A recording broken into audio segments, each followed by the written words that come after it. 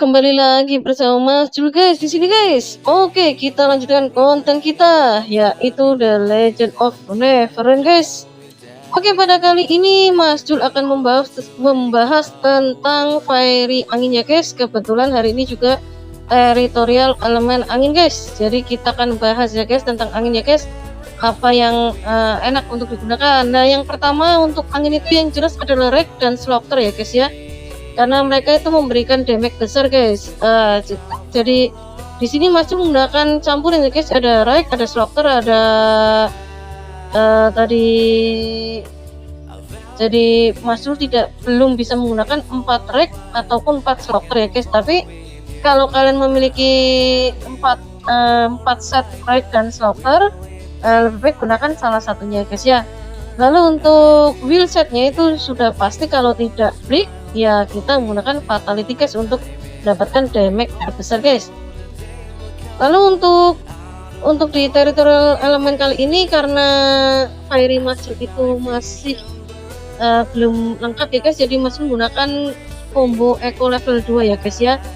Jadi 1 holy dan 3 elemen guys. Di sini Mas Jul akan menunjukkan dengan set dan wheel core-nya itu bisa menyaingi dengan yang Fairy-nya menggunakan eco level 3 ya guys ya, dengan menggunakan 4 elemen yang sama guys. Jadi sini masih menggunakan holy 1 ya guys ya. Padahal harusnya itu sudah tidak digunakan ya guys. Jadi untuk di territory elemen untuk level 110 ke atas itu disarankan untuk menggunakan 4 elemen yang sama ya guys ya, karena memberikan status yang lebih besar guys. Apa sih tambahan status dari angin itu? Angin menambahkan status red penetrasi ya guys ya. Red penetrasi sendiri itu sangat berguna untuk pengguna archer ya guys. Kenapa pengguna archer? Karena archer itu identik dengan critical besar guys. Penetrasi sendiri itu adalah untuk memungkinkan semakin besar kita melakukan dampak serangan tanpa miss atau tanpa meleset ya guys, atau memberikan ruang untuk melancarkan serangan, membuka pertahanan lawan guys. Itu adalah red penetrasi ya guys ya. Jadi semakin besar red penetrasi kalian akan semakin mudah untuk membuka pertahanan lawan, menjadikan kritikal kalian semakin masuk guys. Jadi bagi yang tanya kemarin itu untuk Fairy angin atau wind itu cocok sekali untuk yang dengan kritikal besar guys, karena Fairy angin sendiri itu ada menambah penetrasi ya guys ya. Jadi kalau kalian ingin menggunakan Fairy angin itu kalian harus utamakan fokusnya pada penetrasi ya guys ya. Jadi menggunakan kelebihan ekonya angin ya guys ya. Jadi dengan penetrasi besar, kritikal besar pun akan mudah sekali untuk masuk guys. Itu guys. Jadi jarang sekali untuk yang budget ya guys ya. Ini percobaan pertama ya guys ya, menggunakan 3 elemen dan 1 holy ya guys ya, hanya tembus kurang lebih 1.150-an guys. Oke, jadi memang entah ini perasaannya Mas Jul saja atau memang untuk teritori elemen angin sekarang itu lebih susah daripada dahulu guys. Itu guys. Jadi kalau teritori elemen itu yang itu harus ada 2 yang wajib ya guys ya. Satu memiliki balon ya guys, balon itu FF balon.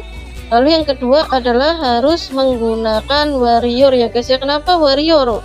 Warrior itu memiliki skill untuk menarik monster ya guys. Jadi itu memudahkan kalian mengumpulkan monster yang pada berserakan atau terpecah belah guys menjadi satu, karena kalau damage itu berkumpul jadi satu, damage-nya akan semakin besar ya guys ya. Seperti ini guys, tarik ya. Lalu gunakan balon untuk menarik juga. Jadi kalau saran Mas Jul itu untuk teritori elemen itu, untuk teritori elemen angin itu menggunakan warrior ya guys ya. Itu untuk mempermudah kalian. Tapi kalau ada yang bilang Mas Jul lancer lebih enak atau archer lebih enak, yaitu itu karena user masing-masing ya guys ya. Untuk pendapat Mas Jul pribadi, untuk teritori elemen angin itu sangat mudah kalau kita menggunakan job warrior guys, atau lebih tepatnya gladiator ya guys skillnya ya. Dengan ditambah dengan skill balon ya guys yang menarik monster gitu guys. Kembali lagi untuk bahasannya guys.